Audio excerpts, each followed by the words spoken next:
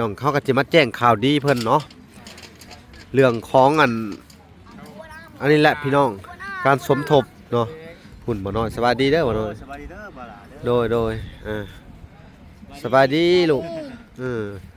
สบายดีโดยสบายดีเอายักเข้ามานั่งกันไปโอ้น่ะสร้างบ่สบายดีสร้างโอ้หลายสร้างขนาดสุเฮาเลยเนาะมี5เบิ่ง1สร้าง2สร้าง3สร้างละจ้าง สั่งมากเอาสั่งมาก เป็นจังได๋บ่น้อยอันเรื่อง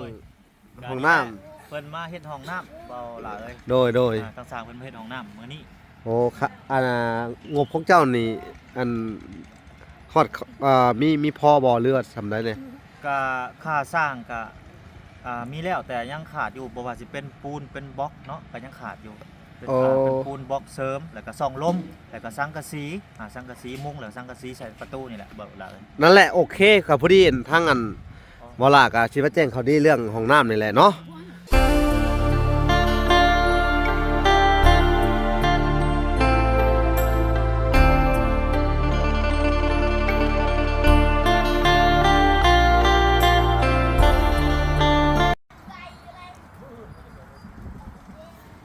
เอาโอเคพี่น้องเอ้ยเนาะกับสบายดีพ่อแม่พี่น้องเนาะเบิดสู่คู่สู่คนพี่น้องเอ้ยเนาะเบิดสู่มงสู่บอนเนาะก็ยินดีเข้าสู่ช่อง YouTube เบาหลาสายบุญคุณธรรมคือเก่าพี่น้องเอ้ยเช่นเก่าเช่นเคยพี่น้องเอ้ยทักทายสบายดี FC ทางฝั่งไทยและ FC ทางฝั่งลาวและ FC ทางต่างประเทศนำเด้อพี่น้องเอ้ยเนาะมื้อนี้ก็มาอัปเดตเนาะอยู่บ้านน้องลินดากัญญาพี่น้องเอ้ยเนาะคือเก่าพี่น้องเอ้ยพุ่นคือเดี๋ยวเพิ่นอยู่ในเฮือนเนาะเพิ่นก็อยู่นั่นนี่เนาะพี่น้องเขาก็จะมาแจ้งข่าวดีเพิ่นเนาะเรื่องของอันนี้แหละพี่น้องการสมทบเนาะพุ่นบ่น้อยสบายดีเด้อบ่น้อย สบายดีเด้อบ่ล่ะเด้อโดยสบายดีลูกสบายดีโดยสบายดีเอายักเข้ามานั่งกันไปโอ้น่ะสร้างบ่สบายดีสร้างโอ้หลายสร้างขนาดสุเฮาเลยเนาะมี5เบิ่ง1สร้าง2สร้าง3สร้างละจ้าง สั่งมากเอาสั่งมาก เป็นจังได๋บ่น้อยอันเรื่องห้องน้ำ เพิ่นมาเฮ็ดห้องน้ำเบาล่ะเอ้ยโดยทางสร้างเพิ่นมาเฮ็ดห้องน้ำมื้อนี้โอ้ค่ะงบของเจ้านี่อันฮอดมีพอบ่เลือดสำได้เนี่ย ก็ค่าสร้างก็มีแล้วแต่ยังขาดอยู่บ่ว่าสิเป็นปูนเป็นบล็อกเนาะก็ยังขาดอยู่เป็นปูนบล็อกเสริมแล้วก็ซ่องลมแล้วก็สังกะสีสังกะสีมุงแล้วสังกะสีใส่ประตูนี่แหละเบิดล่ะเอ้ยนั่นแหละโอเคครับพอดีทั้งอันบ่ล่ะก็สิมาแจ้งเขาดีเรื่องห้องน้ำนี่แหละเนาะครับพอดีสิได้มาแจ้งเขาดีทั้งน้องเพิ่นนี่แหละพี่น้องเอ้ย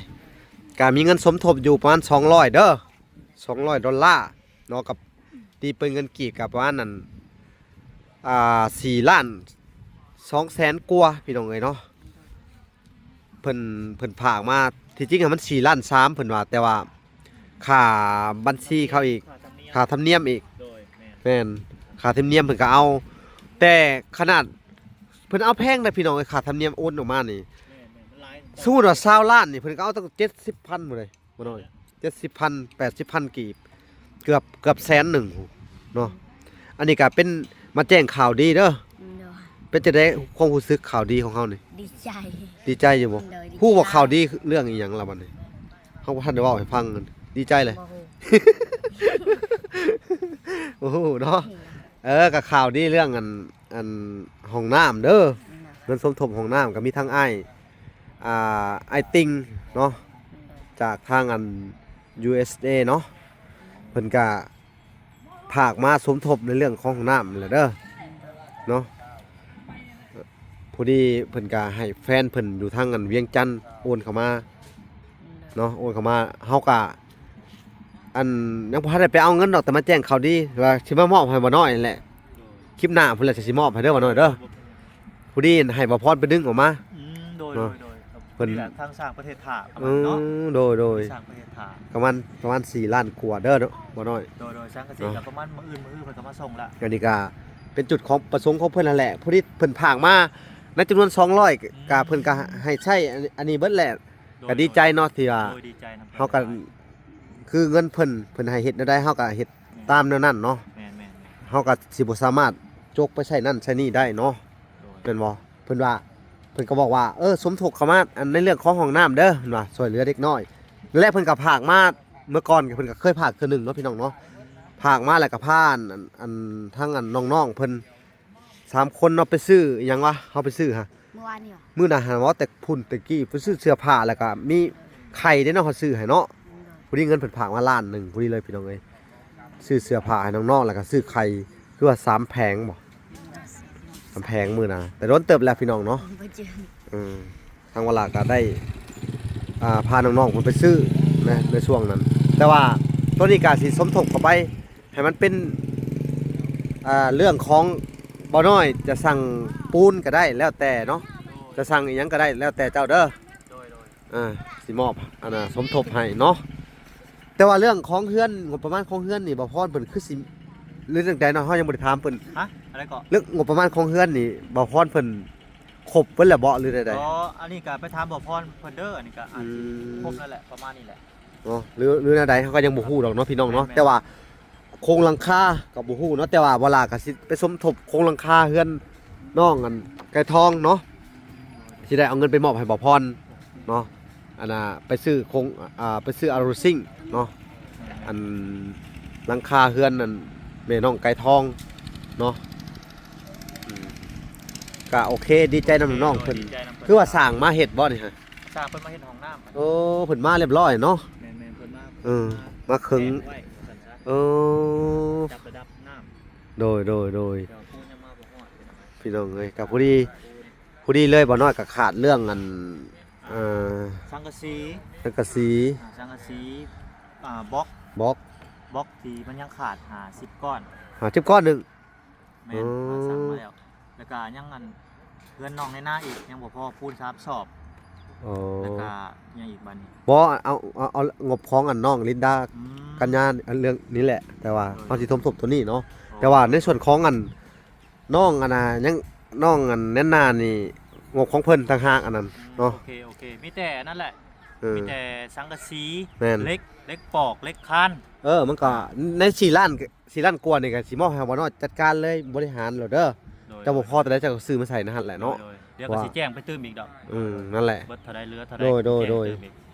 ก็เพราะว่าอันทั้งน้องแน่นหนานี่ทั้งเวลากับมิแต่สิจ่ายค่าสร้างเพิ่นอย่างเดียวให้มันแล้วแม่นเนาะ ทางบ่หลายจ่ายค่าสร้างว่าซั่น แม่น โอเค ทั้งน้องแน่นหนานะว่าค่าสร้างอันอยู่นำเฮา แม่น อันน่ะทั้งน้องแน่นหนาแต่ว่าตัวนี้เฮามีอันเงินสมทบให้เจ้าเฮ็ดก็ โดยได้ มีแต่ว่าให้เจ้าก็ดำเนินตามไป โดย เนาะเจ้าคันว่าพอยังบ่พอยังเจ้าก็ว่าเป็นในคลิปหั่นแหละหรือว่ามาถามหมู่คู่ว่ามีภายในสมทบได้อีกนะ มันเหลือมันขาดยังก็สิเสนอไปอีก โดย มันจะยังหลายอันหลายแนวอยู่ อืม มันก็จำบ่ได้แน่นะประมาณนี้นะ โดย สั่งยังไง โดย เกมอะไร โดยเนาะ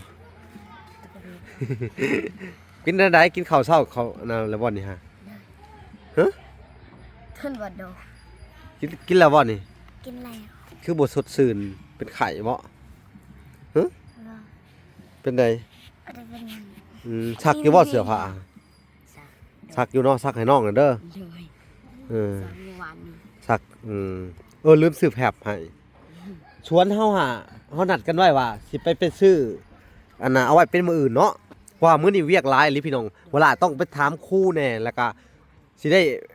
ไปหาสั่งเป็ดสั่งไก่หยังแหน่มาย่อเฮือนเจ้าได้มื้ออื่นนี่เนาะแม่นบ่พอดีใจนำเด้อห้องน้ำก็สิได้อีพันนี่เฮือนก็สิสร้างพร้อมเดียวกันเลยเนาะปอเถอะ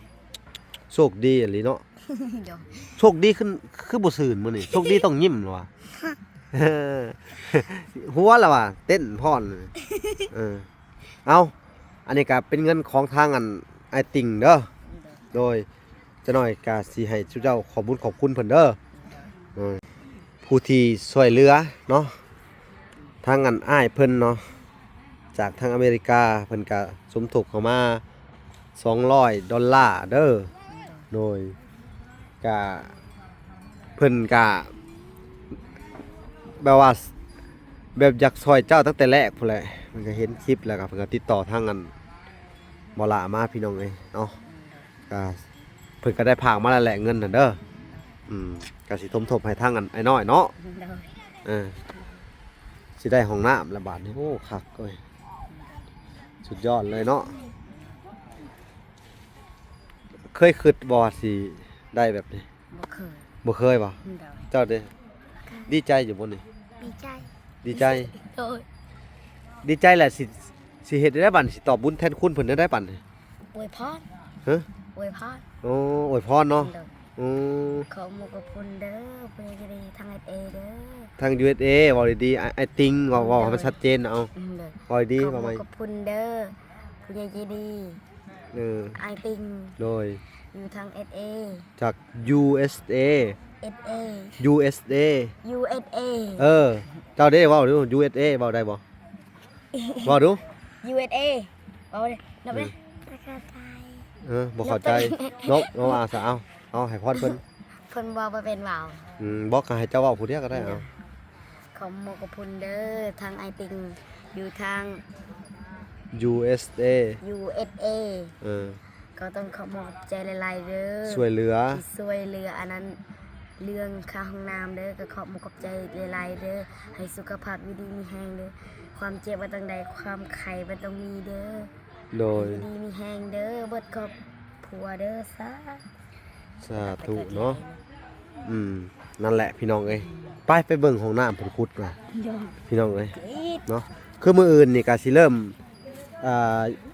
ยกเนาะนี่เป็นหวีไว้ยกเสาบ้านเนาะมื้ออื่นพี่น้องเอ้ยหรือว่าย่อบ้านเนาะนี่โอ้เพิ่นก็มาขุดเรียบร้อยโอ้ห้องน้ำใหญ่ต้นนี่โอ้เฮ็ดใหญ่เด้นี่เนาะ2ห้องแล้วเนาะอ๋อนี่พี่น้องเอ้ย2ห้องปอโถใหญ่เติบพี่น้องเอ้ยคุณช่างเพิ่นใหญ่เนาะเฮ็ดใหญ่อีหลีนี่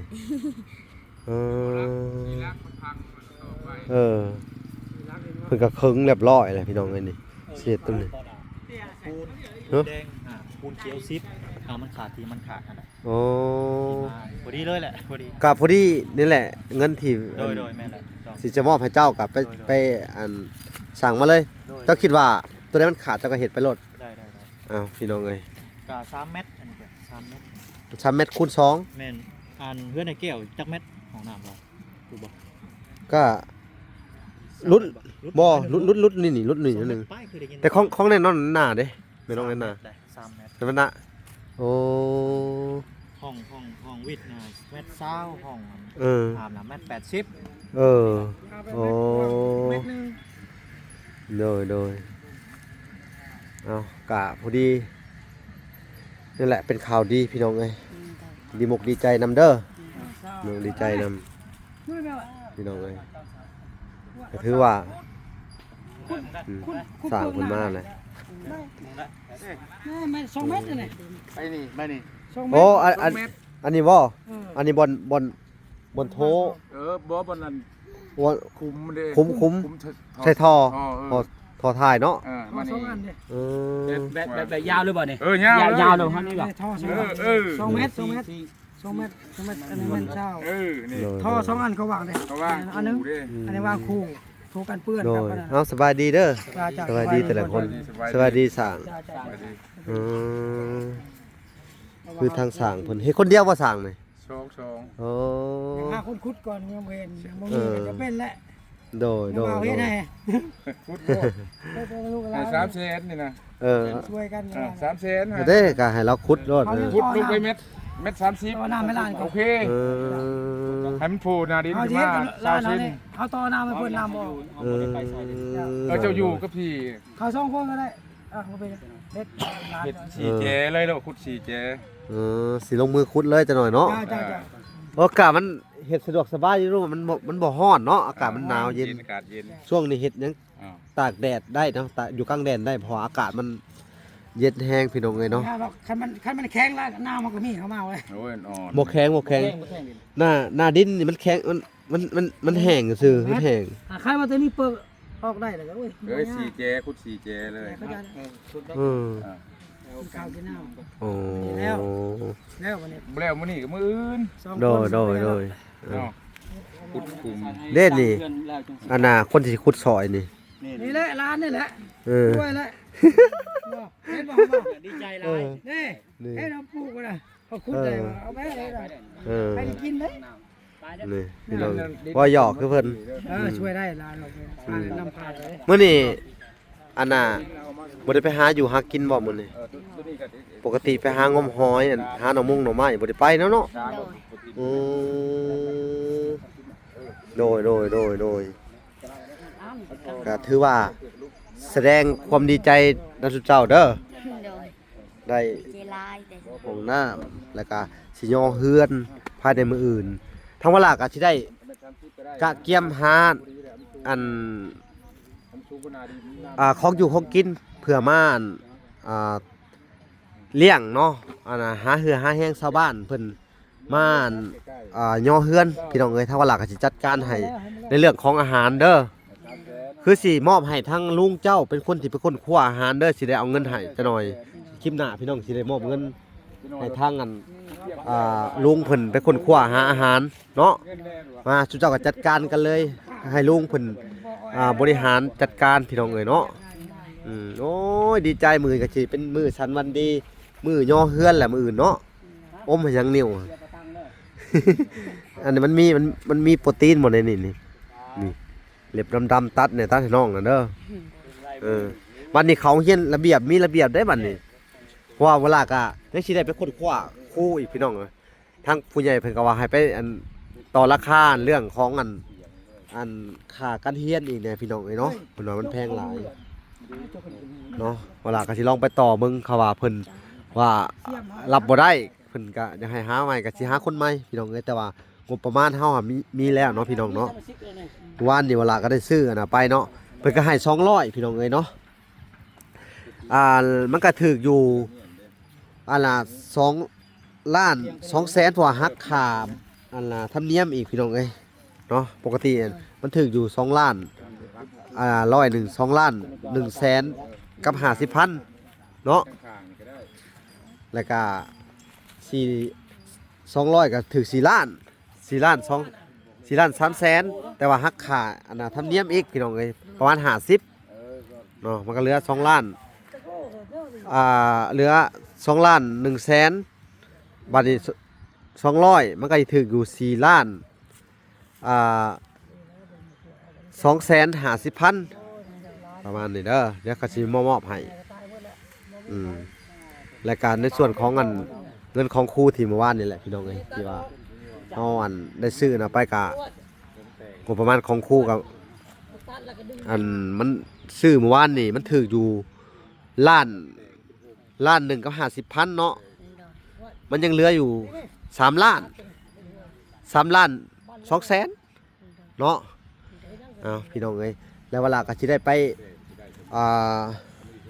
จัดสรรนั่นเกี่ยวกับไม้ที่เอามาเฮ็ดโต๊ะตั้งให้จุเจ้าเฮียนเด้อโต๊ะตั้งนักเรียนนั่นแหละแล้วก็สิไปซื้อผ้าบัตรมาเนาะผ้าบัตรมาแอมโรงเรียนเฮาก่อนชั่วคราวเนาะ